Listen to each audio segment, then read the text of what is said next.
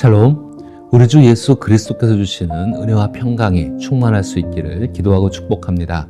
함께 읽고 묵상할 말씀은 마가복음 10장 45절 말씀입니다. 인자가 온 것은 섬김을 받으려 함이 아니라 도리어 섬기려 하고 자기 목숨을 많은 사람의 대속물로 주려 함이니라. 아멘. 요나서를 묵상하며 참된 의미를 알기 위해 예수 그리스도를 생각해야 합니다.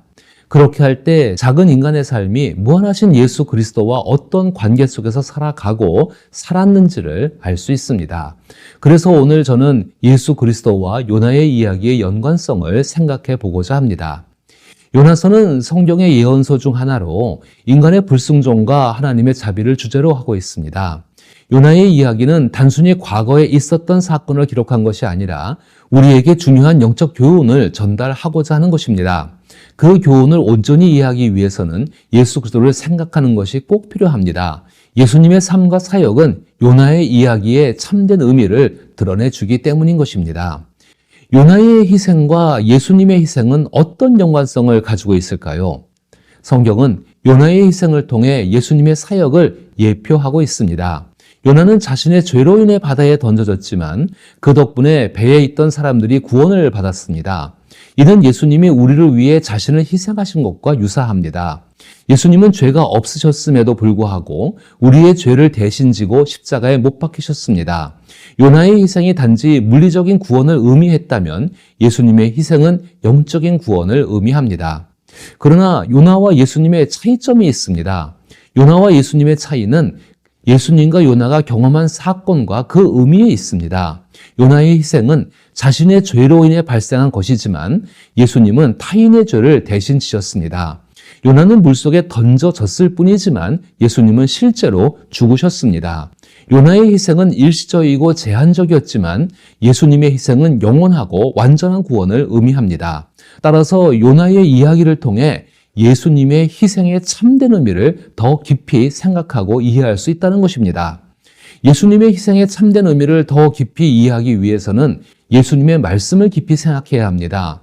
예수님은 사람들이 표적을 구할 때 요나의 표적 외에는 다른 표적이 없다고 말씀하셨습니다. 이는 예수님께서 요나의 이야기를 통해 자신을 드러내고 계심을 의미합니다. 요나가 뱃사람들을 구하기 위해 자신을 희생했듯이 예수님도 우리를 구원하시기 위해 자신의 생명을 내어주셨습니다. 예수님은 요나보다 더 큰 분이시므로 그분의 희생과 사랑은 우리의 구원의 완전한 표적이 됩니다. 예수님은 마태복음의 두 군데에서 요나의 표적에 대해 말씀하셨습니다.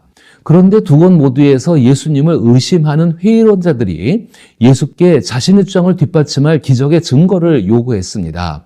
그들은 표적, 즉 하나님께서 예수님과 함께 하신다는 강력한 증거를 원했습니다. 물론 그들은 예수님이 기적을 행하시는 것을 보았지만 기적을 행할 수 있는 사람은 그동안에도 많이 보아왔기 때문입니다. 그들은 예수님이 스스로 언급한 자신과 하나님이 함께 한다는 것, 그리고 더 나아가서 자신이 하나님이심을 입증할 결정적인 표적을 원했던 것입니다. 이 부분에서 예수님이 말씀하신 표적이 무엇인지 생각해 봅시다. 마태복음에서는 예수님의 죽음과 부활, 즉 밤낮 사흘 동안 큰 물고기 뱃속에 있었던 요나의 이야기를 예수님의 죽음과 부활 그리고 밤낮 사흘 동안 땅속에 있으리라는 말씀과 연결하여 설명합니다. 그러나 누가복음에서는 물고기 뱃속과 땅속에 대한 3일의 언급이 없습니다.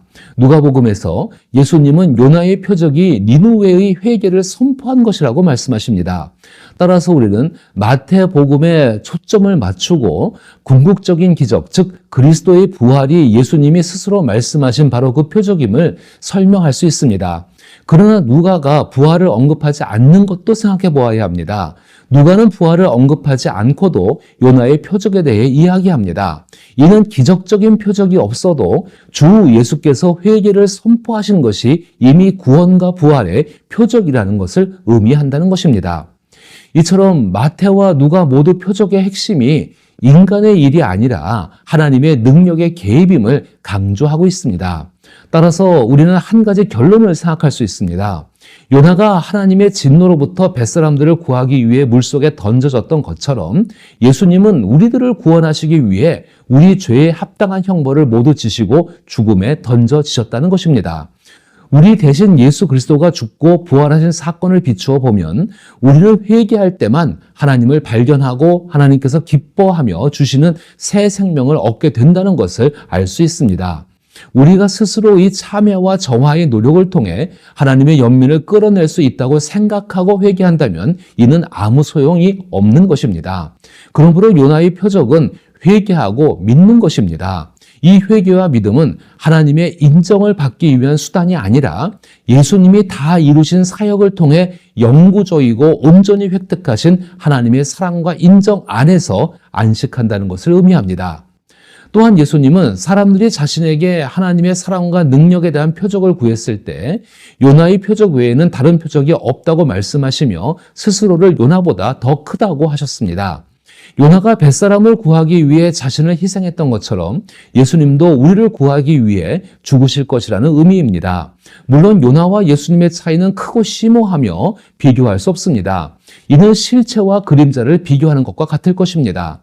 요나는 자신의 죄 때문에 바다에 던져졌지만 예수님은 그렇지 않으셨습니다. 요나의 희생은 자신의 자존심과 연민의 마음을 표현하는 데 그쳤습니다. 요나는 죽을 뻔했을 뿐이고 단지 물속에 던져졌지만 예수님은 실제로 죽으셨고 우리의 죄와 형벌의 무게에 스스로 눌림을 당하셨습니다. 이러한 차이에도 불구하고 성경은 요나를 통해 예수님에 관한 작은 조각들을 우리에게 보여주고 있는 것입니다. 성경 전체에서 요나의 역할은 무엇일까요? 요나는 하나님의 구원을 위한 희생양 역할을 맡고 있습니다. 요나의 희생으로 바다는 잔잔해지고 사람들은 구원을 받았습니다. 요나는 사람들을 인간적으로 실질적으로 구원하였습니다. 이것이 기독교적 방식의 본보기가 되는 것입니다. 중요한 점은 요나의 이야기가 실제로 그보다 무한히 거대하고 우리와 직결되어 있는 이야기의 정확한 모방이라고 할 수 있다는 것입니다. 요나가 할 수 없었던 것을 그러나 그의 태도가 선언하고 바랬던 것을 예수 그리스도께서 이루신 것입니다. 예수님은 철저히 정죄를 받으셨습니다. 요나는 예수 그리스도가 아니지만 길게 늘어선 예수님의 모형 중 하나로 각 모형은 하나님의 아들의 온전한 모습의 한 측면들을 나타내고 있는 것입니다.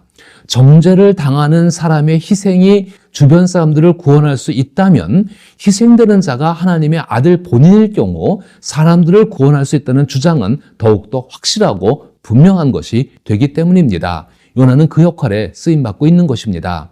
이를 위해 하나님은 요나의 인생 중 일부분을 사용하셨던 것입니다. 그런데 그것이 요나에게는 자신의 인생 전체 중 최고의 영광이 됩니다. 만약 우리가 우리의 삶이 이 땅에서의 전부가 아님을 알고 영원한 생명이 있음을 믿는다면 부활은 우리의 영원한 삶 가운데 예수 그리스도로 인해 주어진 최고의 역할이 될 것입니다. 성경이 요나의 희생을 기록하고 있는 것은 궁극적으로 오직 예수 그리스도의 희생 때문입니다. 이것이 주 예수께서 자신이 요나보다 크다고 말씀하신 이유입니다. 예수님은 이 사실을 바탕으로 오늘 함께 읽은 마가복음 10장 45절에서 자신의 사명을 요약하십니다. 인자가 온 것은 섬김을 받으려 함이 아니라 도리어 섬기려 하고 자기 목숨을 많은 사람의 대속물로 주려 함이니라. 여기서 많은 사람의 대속물은 많은 사람을 대신하여 바쳐진 제물을 의미합니다. 즉 이 말씀은 예수님께서 우리를 대신하여 스스로 죽으시겠다는 뜻입니다. 예수님은 수치와 무례와 조롱을 거부하지 않으시고 마땅히 정죄받아야 할 사람을 대신하여 하나님의 아들께서 정죄받으신 것입니다. 이를 위해 예수 그리스도는 인간의 모습으로 이 세상에 오셨고 이후 우리 죄를 짊어지시고 십자가에 못 박히심으로써 하나님의 참된 사랑, 즉 대속적 희생의 최고의 모범이자 성취자가 되셨습니다. 그리고 지금 우리와 함께 하십니다. 이 같은 사실 앞에서 인간은 한없이 작아질 수밖에 없습니다. 그러나 예수 그리스도가 감당하신 고난의 신비는 우리가 이 사실을 깨닫고 믿으며 확신할 때마다 우리 안에 예수 그리스도가 커지고 나 또한 함께 성장한다는 것입니다.